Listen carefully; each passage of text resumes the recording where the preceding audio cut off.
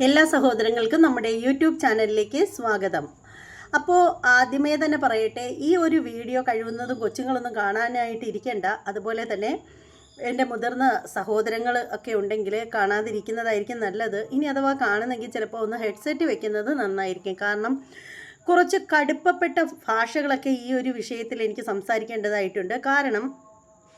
കാരണം മറ്റാരെക്കുറിച്ചുമല്ല പറയുന്നത്.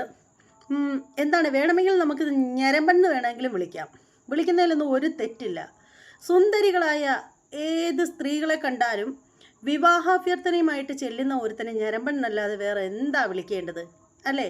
ഇപ്പം നിങ്ങൾ ചോദിക്കും, ഞാൻ എന്താ ഈ പറയുന്നത്, ആരെക്കുറിച്ചാണ് പറയുന്നത് എന്നൊക്കെ. മറ്റാരെയും അല്ല, ദേ ആറാട്ടണ്ണൻ എന്ന് പറയുന്നൊരു സാധനമില്ലേ, അയാളെക്കുറിച്ച് തന്നെയാണ് പറയുന്നത്. ഇപ്പോൾ ബാല തലേന്ന് ഒഴിഞ്ഞു പോയതിൻ്റെ ആ ഒരു ചൂടൊക്കെ ഒന്ന് ഇച്ചിരിച്ച് ആറി വരുന്നതേ ഉള്ളൂ. ആ പെൺകുട്ടി അനുഭവിച്ച വേദനകളും ത്യാഗങ്ങളും ചില്ലറയല്ല. ഇപ്പോഴും ആ കുട്ടി അതേക്കുറിച്ച് ഓർത്തിട്ട് വിഷമിച്ചുകൊണ്ടിരിക്കുകയാണ്. അപ്പോൾ ഇനി ഈ ആറാട്ടെണ്ണം വന്നിട്ട് ആ കുട്ടിക്കൊരു ജീവിതം കൊടുക്കാമെന്നൊക്കെയാണ് പറയുന്നത്. പിന്നെ ഈ നാറി എന്താ പറയേണ്ടത്? ഒന്ന് ഓർത്ത് നോക്ക്. ഇവന് സത്യത്തിലുണ്ടല്ലോ, ഇവന് ഏതോ ഒരു പിരി പോയി കിടക്കുകയാണെന്നാണ് എനിക്ക് തോന്നുന്നത്. ഇവൻ്റെ ഏതോ ഒരു പിരി പോയി കിടക്കുകയാണ്. അതിൽ യാതൊരു തർക്കവും വേണ്ട. എന്തായാലും ഈ വൃത്തികെട്ടവൻ പറയുന്ന ഒരു വീഡിയോ വന്നിട്ടുണ്ട്. അത് ഞാൻ കേൾപ്പിച്ചു തരാം. അത് മുഴുവനായിട്ടും കേൾപ്പിക്കുന്നില്ല, കുറച്ച് ഭാഗം കേൾപ്പിക്കാം കേട്ടോ. വെറുതെ എന്നാ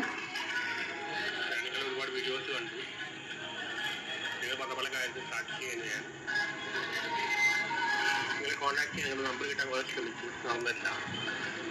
ഞങ്ങൾക്ക് ഒരുപാട് ബാഡ് എക്സ്പീരിയൻസ് ഉണ്ടായി. ട്രോമയിൽ കൂടെ പോയി. ഞാനും അങ്ങനെ പോയിട്ടുള്ള ആളാണ്. ഞാനൊരു ഡോക്ടറാണ്, ഞാൻ എഞ്ചിനീയറാണ്. നിങ്ങളെ കോൺടാക്ട് ചെയ്തു. അവൻ പറയുന്നതെന്ന് വെച്ചാൽ, ഈ പറയുന്ന പെൺകുട്ടിയും, അതായത് നമ്മുടെ എലിസബത്തും ഇയാളും ഏതാണ്ട് ഒരേ തരത്തിലൂടെ വേദനകളിലൂടെ കടർന്നു പോയിട്ടുള്ള ആളാണെന്നാണ് പറയുന്നത്. നിങ്ങൾ ഡോക്ടറാണ്, ഞാൻ എഞ്ചിനീയറാണ്. ഏടോ മനുഷ്യ, നിങ്ങൾ എഞ്ചിനീയർ അല്ല, നിങ്ങൾ ശരിക്കും ഇഞ്ചിനീരാണ്. എഞ്ചിനീയർ കൊണ്ട് എന്തെങ്കിലും ഉപയോഗമെങ്കിലും ഉണ്ട്, തന്നെ കൊണ്ട് യാതൊരു ഉപയോഗവുമില്ല. ചുമ്മാ അത് ഓരോരോ ഊളത്തരങ്ങളും കൊണ്ട് വന്നേക്കും. എടോ, തനിക്ക് നാണാവുന്നില്ലേടോ? നാണാവുന്നില്ലേ? തനിക്കെന്താ ഇങ്ങനെ ഭർത്താവ് ഉപേക്ഷിച്ച് നിൽക്കുന്ന പെണ്ണുങ്ങളെയൊക്കെ കാണുമ്പോൾ ഇങ്ങനെ കെട്ടിക്കോളാൻ മുട്ടി നിൽക്കുകയാണോ തനിക്ക് വിവാഹം കഴിച്ചോളാൻ വയ്യേ? എന്ത് പാടോ താൻ ഈ പറയുന്നത്? എത്രയോ പാവപ്പെട്ട വീട്ടിലെ പെൺപിള്ളേരുണ്ട്. വിവാഹം കഴിച്ച് വിടാൻ പോലും നിവൃത്തിയില്ലാണ്ട് നിൽക്കുന്ന കുട്ടികളുണ്ട്. തനിക്കൊരു ജീവിതം കൊടുത്തോളാൻ വയ്യെങ്കിൽ താൻ അത്തരത്തിലുള്ള ഏതെങ്കിലും ഒരു കുഞ്ഞിന് ഒരു ജീവിതം കൊടുക്ക്, തനിക്ക് പുണ്യം കിട്ടും. വേണ്ട, പുണ്യമൊന്നും കിട്ടൂല. തന്നെ പോലുള്ള പമ്പര വിട്ടിയെ കല്യാണം കഴിച്ചാലുണ്ടല്ലോ, ആ കൊച്ചിൻ്റെ ജീവിതം കൂടി തൊലഞ്ഞു പോകും. നോക്ക്, അവനാണെങ്കിൽ ഈ പറയുന്ന പെൺകുട്ടിയെ വിവാഹം കഴിച്ചോളാൻ വയ്യ. ഇനി അവൻ പറയുന്നത് ബാക്കിയോട് കേൾപ്പിക്കാം.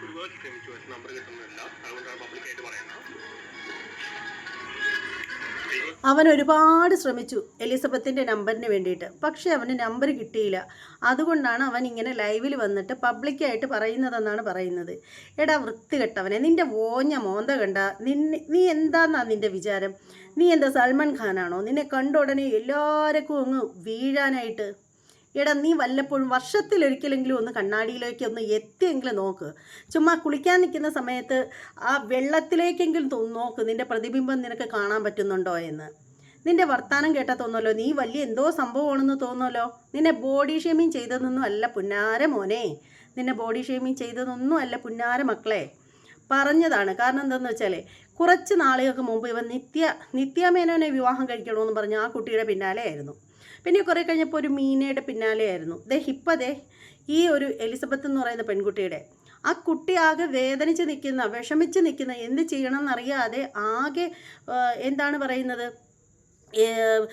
നടുകടലിനും അഗ്നികുണ്ഡത്തിനും നടുവിൽ നിൽക്കുന്ന ഒരു അവസ്ഥയിൽ നിൽക്കുന്ന ആ ഒരു അവസ്ഥയിൽ തന്നെ ഇവൻ വന്ന് കല്യാണം കഴിച്ചോളാം എന്നൊക്കെ പറഞ്ഞിട്ട് വാക്ക് കൊടുക്കാനായിട്ട് വരികയാണ്.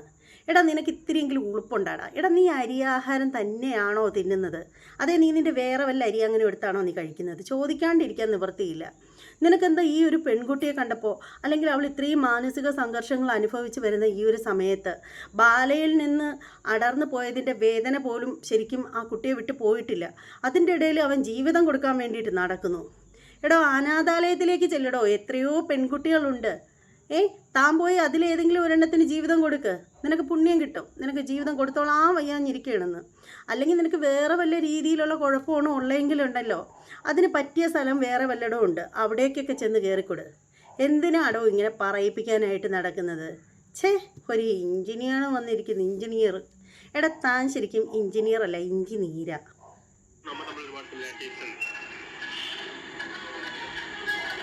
അവൻ്റെ മോന്ത കണ്ടാലും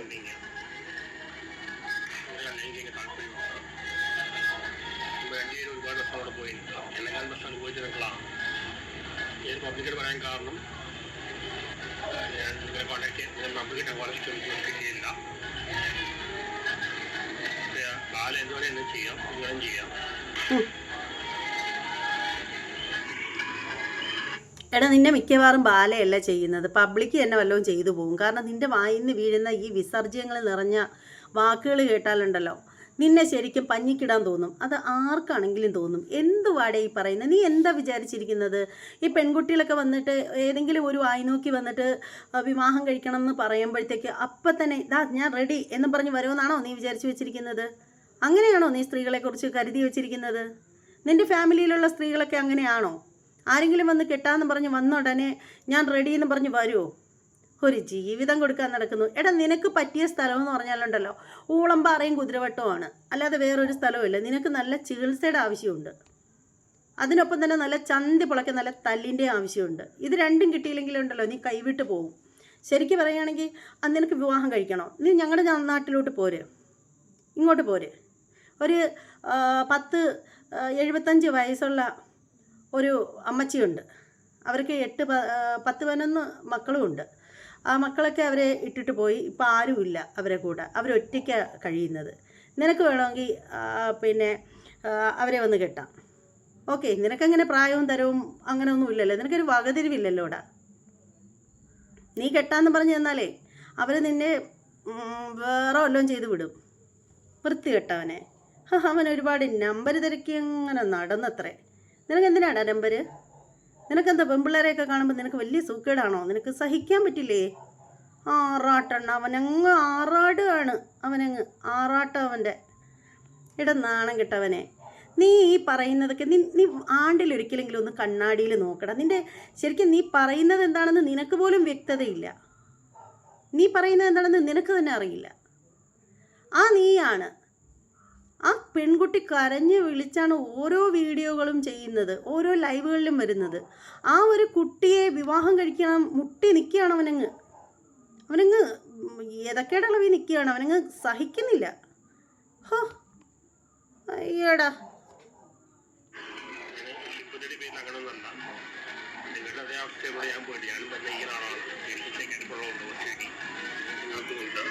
അല്ല, നിന്നെ കണ്ടു കഴിഞ്ഞാലേ അറിയാം നിനക്ക് സൈക്കാട്രി പ്രോബ്ലം ഉണ്ടെന്ന്. നിനക്ക് മാത്രമല്ല, എനിക്ക് വേണ്ടടാ ഇച്ചിരി സൈക്കാട്രി പ്രോബ്ലം. അതുകൊണ്ടല്ലേ ഞാൻ ഇങ്ങനെയൊക്കെ സംസാരിക്കുന്നത്. അപ്പം നമ്മൾ രണ്ടൊരു സെയിം പിച്ചാട്ടോ എന്നും പറഞ്ഞ് നീ എന്നെ കെട്ടണമെന്ന് അങ്ങനെ പറഞ്ഞാലുണ്ടല്ലോ, നിൻ്റെ എല്ലാ കുടുക്കും പെറുക്കും വലിച്ചു പൊട്ടിച്ച് ഞാൻ പട്ടിക്കിട്ട് കൊടുക്കും. മനസ്സിലായോ?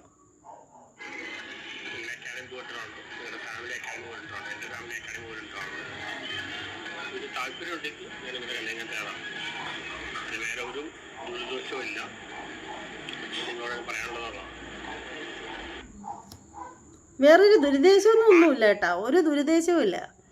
ഒരു ജീവിതം കൊടുക്കാമെന്ന് പറയുകയാണ്. കാരണം അവർക്കാണെങ്കിൽ ജീവിതം കൊടുക്കാൻ ഇങ്ങനെ ആര് വരുന്നു എനിക്കൊരു ജീവിതം തരാൻ, അയ്യോ എനിക്കൊരു ജീവിതം തരാൻ ആളില്ലേ എന്ന് പറഞ്ഞിട്ട് അവരിങ്ങനെ കരഞ്ഞു വിളിച്ചിരിക്കുകയാണ്, ഒരു ജീവിതം കൊടുക്കാൻ ആളില്ല എന്നിട്ട്. ഇത്തിരിയെങ്കിലും വകതിരിവ് വേണോടോ, ഇത്തിരിയെങ്കിലും ബോധം വേണ്ടടോ, ഒരു ഇച്ചിരി ഉളുപ്പ് വേണ്ടടോ മനുഷ്യ.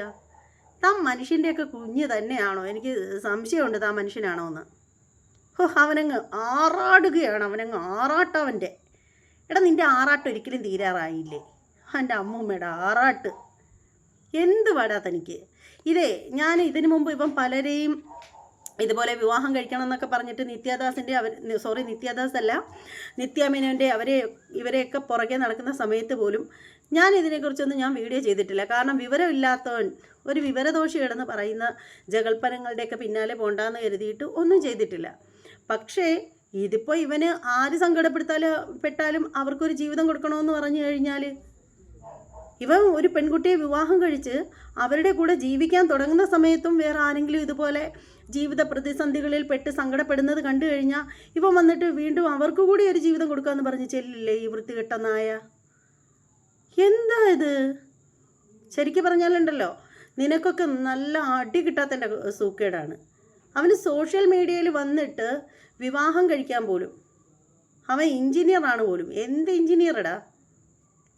നീ എഞ്ചിനീയർ പണിക്ക് പോകുന്നതിനേക്കാളും നല്ലത് നീ തൊഴിലുറപ്പ് പണിക്ക് പോകുന്നതിനാണ്. ശരിക്കും പറയുകയാണെങ്കിലുണ്ടല്ലോ, അമ്മച്ചിമാരൊക്കെ ഉണ്ടല്ലോ എന്ത് നല്ല അടിപൊളിയായിട്ടാണെന്ന് ജോലി ചെയ്യുന്നതെന്ന് അറിയാമോ? എഞ്ചിനീയർ വന്നിരിക്കുന്നവൻ. ശരിക്കും പറഞ്ഞാലുണ്ടല്ലോ, ഞാൻ ശരിക്കും പറയുകയാണെങ്കിൽ അവന് ഭ്രാന്തുണ്ടെങ്കിൽ അതിന് അപ്പുറത്തെ ഭ്രാന്തുള്ള ആളാണ് ഞാൻ. ചിലതൊക്കെ കേൾക്കുമ്പോഴുണ്ടല്ലോ നമ്മുടെ ഭ്രാന്ത് ഇങ്ങനെ കയറി വരും, വിറച്ച് കയറി വരും. അവന് ഒരു കല്യാണരാമൻ വന്നിരിക്കുന്നു. ഇവൻ ശരിക്കണ്ടല്ലോ, ഇവൻ ആറാട്ടണ്ണനല്ല, ഇവൻ കല്യാണരാമനാണ്. ഇവന് നല്ല പെൺപിള്ളേരെയൊക്കെ കാണുമ്പോൾ ഇവൻ്റെ പിരി വെട്ടും. അപ്പോഴേ ഇവന് അവരെ കല്യാണം കഴിക്കണം, ജീവിതം കൊടുക്കണം എന്നൊക്കെ തോന്നും.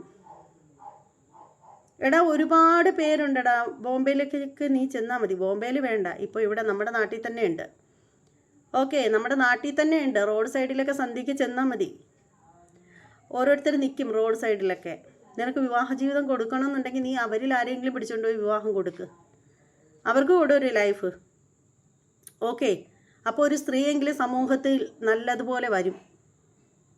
ഓക്കെ, ഒരു സ്ത്രീയെങ്കിലും സമൂഹത്തിൽ അസന്മാർഗിക മാർഗം വെടിഞ്ഞ് നേരെ വന്നോളും. നീ അത്തരത്തിലുള്ള ആർക്കെങ്കിലും പോയി ഒരു ജീവിതം കൊടു. അതായിരിക്കും നല്ലത്. അല്ലാതെ നിൻ്റെ ജീവിതവും ജീവനൊന്നും ഇവിടെ ആർക്കും വേണ്ട. വൃത്തികെട്ടവനെ. ഈ വീഡിയോയെക്കുറിച്ചിട്ടുള്ള നിങ്ങളുടെ അഭിപ്രായങ്ങളൊക്കെ നിങ്ങൾ കമൻറ്റ് ബോക്സിൽ രേഖപ്പെടുത്തണം കേട്ടോ. കമൻറ്റ് ചെയ്യാൻ മറക്കല്ലേ. പിന്നെ ഞാൻ ഈ ഒരു വീഡിയോയിൽ പറഞ്ഞത് കുറച്ച് ഓവറായിപ്പോയി, കുറച്ച് കൂടിപ്പോയി എന്ന് എനിക്ക് തന്നെ അറിയാം. അതിന് ഞാൻ എൻ്റെ സഹോദരങ്ങളോട് മാപ്പ് ചോദിക്കുന്നു. അതുകൊണ്ടാണ് ഞാൻ ആദ്യമേ തന്നെ പറഞ്ഞത്.